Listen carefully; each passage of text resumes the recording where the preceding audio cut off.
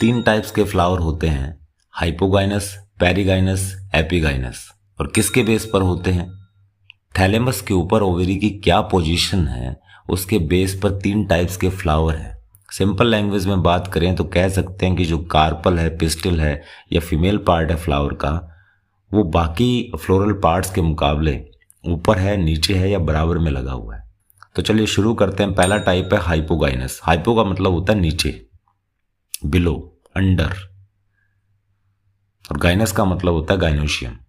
Gynoecium मतलब female part, carpel pistol जिसको अपने बोल देते हैं, जिसमें तीन पार्ट होते हैं, स्टिग्मा, स्टाइल और ओवेरी।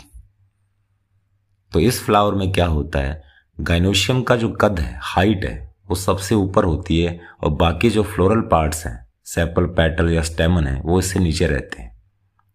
फ्लावर के अंदर जो स्टिग्मा वाला पोर्शन है, कार्पल का जो स्टिग्मा वाला पोर्शन है, वो बाहर निकला रहता है। बाकी सारे पार्ट्स हैं जैसे कि सेपल, पेटल हो गए, स्टेमन हो गए, वो उससे नीचे रहते हैं। और ऐसा इसलिए हुआ है क्योंकि जो ओवेरी है, कार्पल के अंदर जो बेसल पार्ट है ओवेरी, वो थैलेमस के ऊपर बैठा हुआ है। थैलेमस के ऊपर क्यों बैठा हुआ है? क्योंकि थैलेमस की जो शेप है वो कोनिकल है और उसके ऊपर बैठी होती है ओवेरी।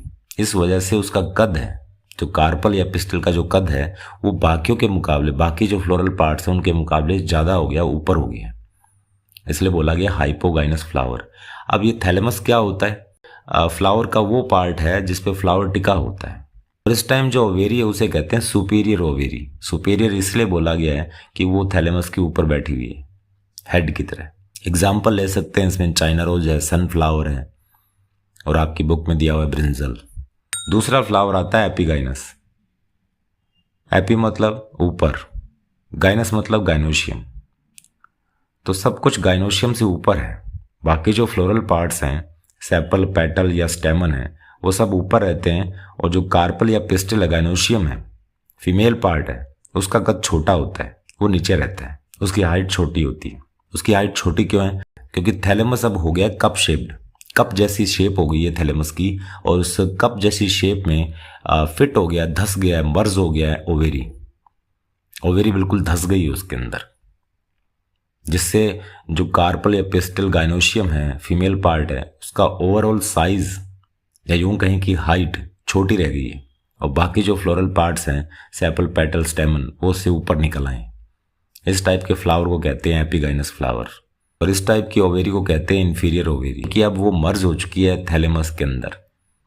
उसकी वजह से अब कार्पल या पिस्टल का साइज या कद है वो छोटा रह गया। एग्जाम्पल के तौर पे अपने ले सकते हैं गुआवा और कुकम्बर। लास्ट फ्लावर है पेरिगाइनस। पेरी मतलब पेरीफेरी। थैलेमस की जो रिम है, उसकी जो बाउंड्री है, पेरीफेरी है, उस पर सारे के सारे फ्लोरल पार्ट्स लगे हुए हैं, सेपल, पेटल, स्टेमन।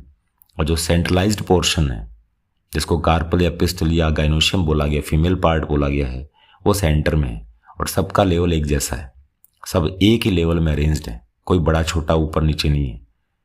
और जो थैलेमस की शेप है, वो ना तो पूरी तरह से कप शेप्ड है, ना पूरी तरह से वो कॉनिकल है, इन बिटवीन है। इस वजह से सारे के सारे जो फ्लोरल पार्ट्स हैं, चाहे वो गाइनोशियम हो, चाहे एंड्रोशियम हो, सेपल, पेटल हो, कुछ भी हो, सारे एक ही लेवल में अरेंज्ड होते हैं। इस टाइप के फ्लावर को कहते हैं पेरिगाइनस फ्लावर। और इस टाइम ओवेरी को कहेंगे हाफ इन्फीरियर ओवेरी, क्योंकि ना तो पूरी तरह से सुपीरियर है, ना पूरी तरह से इन्फीरियर है।